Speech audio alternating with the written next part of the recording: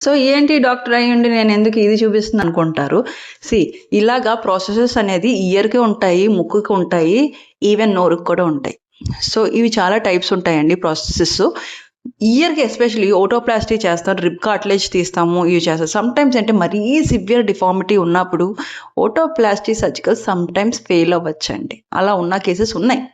So వాళ్ళకి ఏం చేస్తామంటే ఇక్కడ 2 టైప్స్ ఉంటాయి. మళ్ళీ చెప్తున్నాను 2 టైప్స్ ఉంటాయి. స్క్రూలు ఇక్కడ స్కల్‌కి ఫిక్స్ చేసేసి ఇక్కడ చూస్తున్నట్టు వెరీ సింపుల్‌గా ఇక్కడ చాలా రియలిస్టిక్‌గా ఉంటదండి. ఇలాగా పెట్టేసి నీట్‌గా క్లీన్ చేసేసుకుంటూ ఇలా పెట్టేసుకోవచ్చు. ఇంకోటేంటి, లేదు నాకిక్కడ స్కల్‌కి నేనేం డ్రిల్ చేసుకోను ఇలాగా మ్యాగ్నెట్లు. నేను ఉట్టి స్టిక్కర్ లాగే పెట్టేసుకుంటాను. స్టిక్కింగ్ టైప్ అంటే అవి కూడా ఉన్నాయి. సర్జికల్ ఓటోప్లాస్టీ కన్నా ఇది చాలా కాస్ట్ ఎఫెక్టివ్. దీనివల్ల ఏంటంటే యూజ్ ఉంటది. పేషెంట్ హూ కెనాట్ ఎఫర్డ్ మాట ఎస్పెషల్లీ చూడడానికి నా చెవులు సరిగ్గా లేదు అన్న వాళ్ళకి ఇది యూజ్‌ఫుల్ అండి.